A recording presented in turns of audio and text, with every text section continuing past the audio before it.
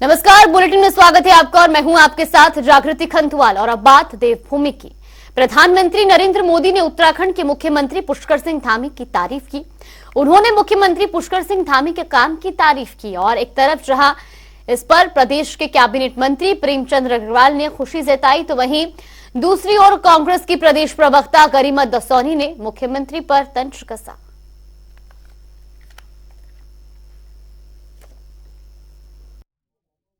मुख्यमंत्री आदरणीय धामी साहब के नेतृत्व में हमारा प्रदेश आगे की तरफ बढ़ रहा है, विकास कर रहा है।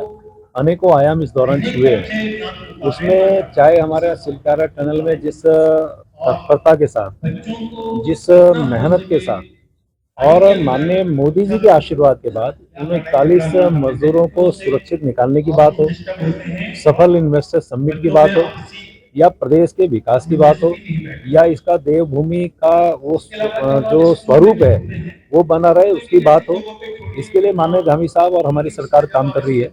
और निश्चित रूप से हमारे माननीय मोदी जी का एक स्वभाव है, जो अच्छा काम करता है उसको वो प्रोत्साहित करते हैं, उसको शाबाशी देते हैं।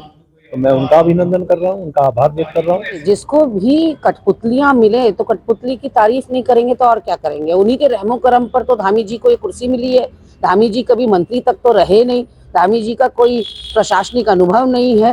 धामी जी दिल्ली के इशारों पर काम कर रहे हैं। अपनी कोई एक योजना बताइए ना राज्य सरकार की जो जनहित में हो, प्रदेश हित में हो। सारी जो योजनाएं हैं वो केंद्र पोषित योजनाएं हैं, जिस पर उत्तराखंड सरकार अपनी पीठ थपथपाती हुई दिखाई पड़ रही है। और धामी जी का अपना तो कुछ नहीं है, निर्णय लेने तक की क्षमता नहीं है। 2 सालों से 4 पद खाली पड़े हुए हैं मंत्रिमंडल के, वो तक भरने की जिनमें कुब्बत ना हो। वो मुख्यमंत्री एक पपेट के अलावा और कुछ नहीं है। और प्रधानमंत्री को और क्या चाहिए। देहरादून में विश्व अल्पसंख्यक अधिकार दिवस के अवसर पर कार्यक्रम का आयोजन किया गया। कार्यक्रम में मुख्यमंत्री पुष्कर सिंह धामी ने बतौर मुख्य अतिथि शिरकत की। इस दौरान मुख्यमंत्री ने मुख्यमंत्री हुनर योजना के अंतर्गत लाभार्थियों को मानदेय एवं प्रशिक्षण प्रमाण पत्र वितरित किए। हिमालयन संस्कृति केंद्र के गढ़ी कैंट में कार्यक्रम का आयोजन किया गया।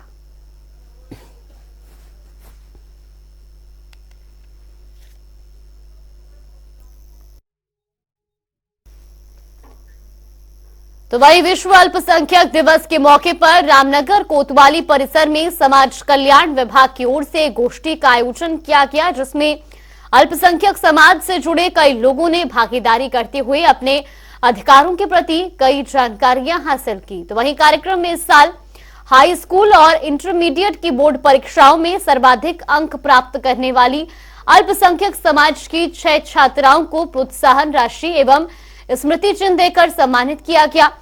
तो वहीं अल्पसंख्यक कल्याण अधिकारी जसविंदर सिंह ने बताया कि अल्पसंख्यक समाज के लिए केंद्र एवं राज्य सरकार की ओर से कई कल्याणकारी योजनाएं चलाई जा रही हैं।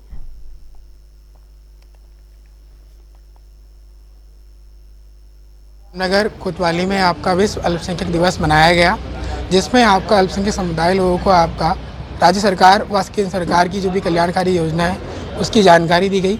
और उसके अतिरिक्त आपका मेधावी बालिका प्रोत्साहन योजना के अंतर्गत, जो कि हमारे रामनगर विकास खंड में आपका 6 बच्चियों ने 10वीं और 12वीं में सर्वाधिक मार्क्स प्राप्त करे हैं, तो उन 6 बच्चियों को आपका सम्मानित किया गया।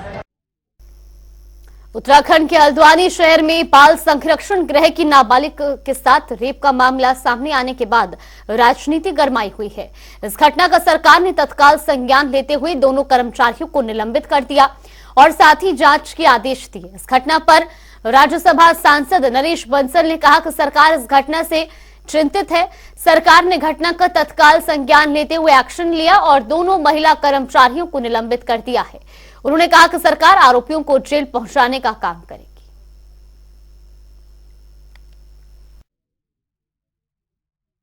नहीं, निश्चित रूप से हम इससे बहुत चिंतित हैं, लेकिन ये भी देखना पड़ेगा कहीं ना कहीं उसमें जो वहाँ की अधिकारी है वो भी महिला है, उनकी संवेदनशीलता को भी देखना चाहिए कि किस प्रकार की असंवेदनहीन उन्होंने काम किया है। तुरंत सरकार ने एक्शन लिया है, सस्पेंड किया है और जांच बैठा दी है। उस जांच की रिपोर्ट आने पर कार्रवाई होगी, एफआईआर दर्ज होकर के जिन्होंने इसमें सहयोग किया है और जिन्होंने गलत किया है सारा पर्दाफाश होगा।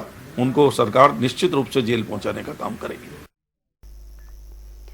रुद्रपुर में रविवार को श्री श्री कृष्ण बलराम शोभा यात्रा महोत्सव का आयोजन किया गया।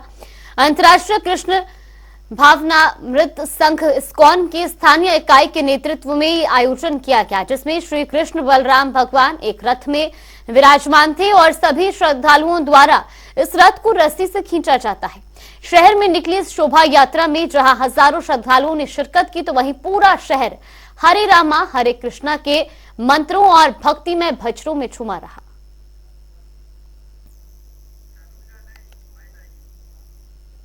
जैसे कि आप देख रहे हैं, कृष्ण बलराम जी की शोभा यात्रा है। ये भगवान की परम कृपा है रुद्रपुर वासियों पर कि उन्होंने हमें ऐसा अवसर दिया है कि हम ये उनके रथ के ऊपर उनको बिठा करके ले जा पा रहे हैं, रास्ता खींच करके। ऐसा कहा गया है शास्त्रों में कि जो भी भगवान को रथ पर बिठा के उनका रास्ता खींचता है उसको परम धाम की प्राप्ति होती है। तो इससे बड़ा सौभाग्य किसी हिंदू के लिए जीवन में नहीं है। हिंदू कहना गलत है, सॉरी, किसी भी जीव के लिए नहीं है। तो ये हम लोग को आज ऐसा अवसर मिला है, इसके लिए हम लोग इस्कॉन रुद्रपुर के बहुत बहुत आभारी हैं। हल्द्वानी से कांग्रेस विधायक सुमित हृदयेश ने आज प्रेस कॉन्फ्रेंस की और गौला नदी के खनन को निजी हाथों में देने के खिलाफ राज्य सरकार पर हमला बोला। सुमित हृदयेश ने गौला खनन संघर्ष समिति को अपना समर्थन देते हुए कहा कि गौला नदी से हल्द्वानी की पूरी अर्थव्यवस्था चलती है और सरकार खनन को निजी हाथों में दे रही है। आगे उन्होंने क्या कुछ कहा, सुनिए।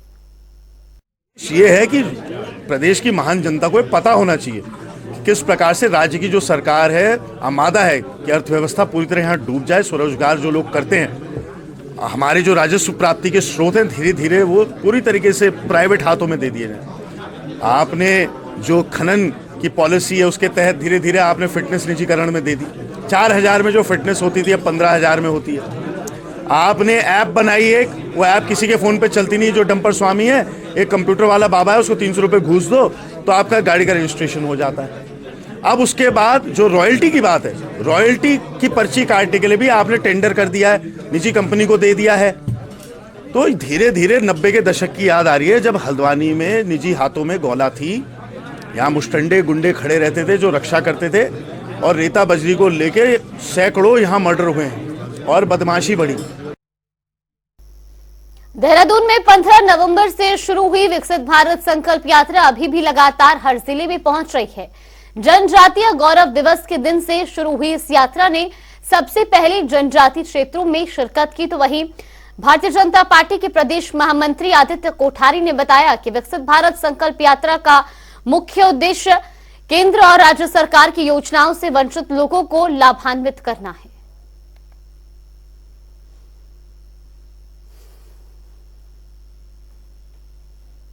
भारत संकल्प यात्रा पूरे देश भर में 15 नवंबर 2023 से प्रारंभ हुई है। जनजातीय गौरव दिवस परम श्रद्धेय बिरसा मुंडा जी की जयंती के अवसर पर प्रारंभ हुई थी और प्रारंभ में यह जो जनजातीय जिले हैं वहाँ से प्रारंभ हुई थी और अब वर्तमान समय में सभी जनपदों में यात्रा चल रही है।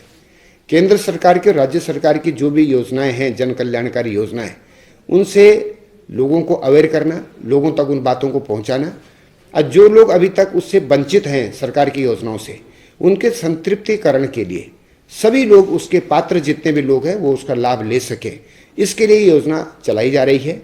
आदरणीय मुख्यमंत्री पुष्कर सिंह धामी जी ने अभी 2 दिन पहले सचिवालय में इसकी समीक्षा बैठक भी की है और सभी जिलाधिकारियों को, सभी मुख्य विकास अधिकारियों को, जिला स्तर के सभी अधिकारियों को इसके कड़े निर्देश दिए गए हैं कि एक भी पात्र व्यक्ति छूटना नहीं चाहिए उस योजना के लाभ लेने से। विकसित भारत संकल्प यात्रा के तहत तिकोनिया चौराहे पर एक कार्यक्रम आयोजित किया गया, जिसमें सरकार की विभिन्न योजनाओं की जानकारी लोगों को दी गई। इसके साथ ही वंचित लाभार्थियों को कार्यक्रम स्थल पर ही लाभान्वित भी किया गया।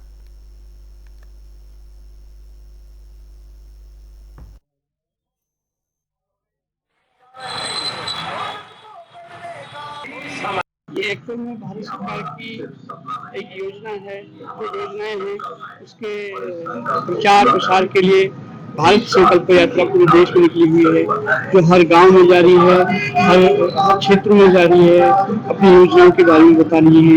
इन योजना में मुख्य रूप से आयुष्मान भारत, पीएम गरीब कल्याण अन्न योजना, PM Awas Yojana, NRLM, PM Vishwakarma, PM किसान सम्मान निधि, जैविक कृषि कार्यक्रम और प्राकृतिक खेती नैनो फर्टिलाइजर, पीएम पोषण अभियान और जन जीवन मिशन, स्वामित्व योजना, जन धन योजना, सुरक्षा बीमा योजना, जीवन ज्योति योजना, किसान क्रेडिट कार्ड और पशुपालन क्रेडिट आदि योजनाओं की जानकारी दी जा रही है।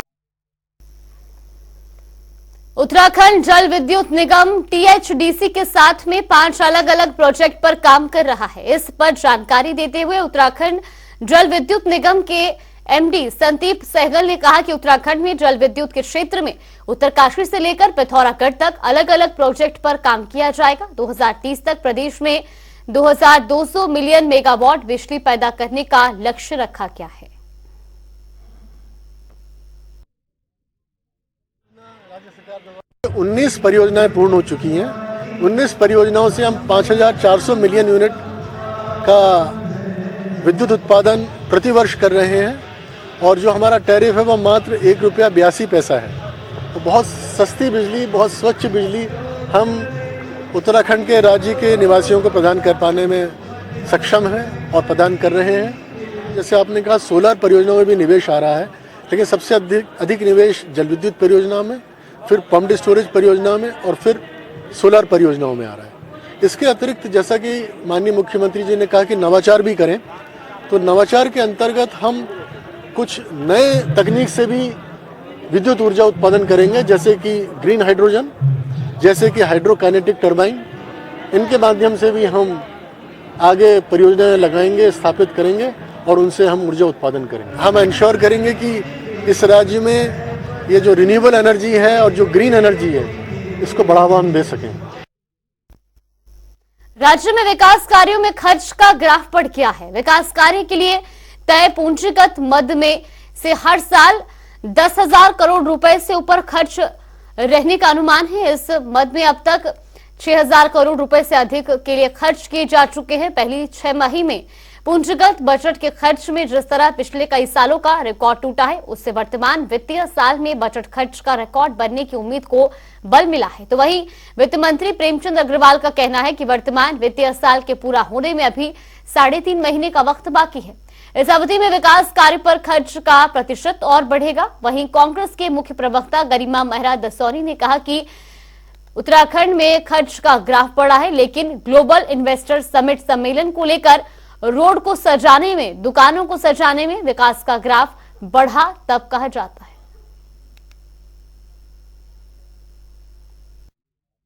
हाँ, हम देख रहे हैं वो खर्च का ग्राफ कि किस तरह से हजारों करोड़ रुपए की यहाँ स्मार्ट सिटी के नाम पर बंदरबाट हुई, किस तरह से इन्वेस्टर समिट के नाम पर हजारों करोड़ों रुपया बर्बाद किया गया। मुंबई ताज ग्रुप को केटरिंग दी गई, 1700 गाड़ियों का जखीरा यहाँ खड़ा किया गया, 575 अल्ट्रा लग्जरी गाड़ियां यहाँ लाई गई। 38 करोड़ रुपए में केवल 2 किलोमीटर की सड़क यानी दिलाराम चौक से लेकर बिंदाल पुल तक रंग रोगन और चूना पुताई में लग गया।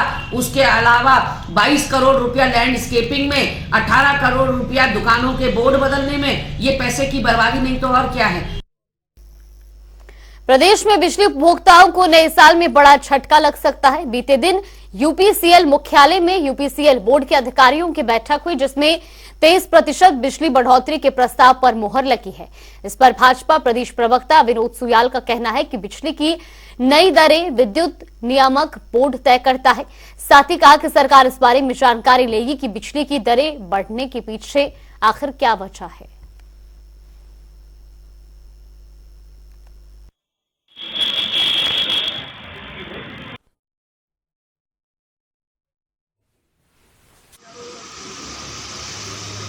भारतीय जनता पार्टी ने लोक कल्याण के लिए अनेकों कार्य सरकार ने किए हैं। भारतीय जनता पार्टी की सरकार ने लोगों को उनके जीवन स्तर को सुधारने के लिए बहुत सारे काम किए हैं। बिजली की दरों में कल बढ़ोतरी का समाचार जो आया है, उसको विद्युत नियामक बोर्ड तय करता है और निश्चित रूप से उत्तराखंड राज्य के अंदर सरकार का प्रयास है कि अधिक से अधिक मात्रा में यहाँ पर हाइड्रो, सौर ऊर्जा, बिजली अधिक मात्रा में पैदा हो, ताकि यहाँ पर बिजली की कोई कमी न रहे। और इस बारे में सरकार देखेगी कि विद्युत नियामक बोर्ड ने जो बढ़ोतरी की है उसके क्या कारण है। देवभूमि की खबरों में फिलहाल के लिए बस इतना ही। यहाँ पे रुकते हैं एक छोटे से ब्रेक के।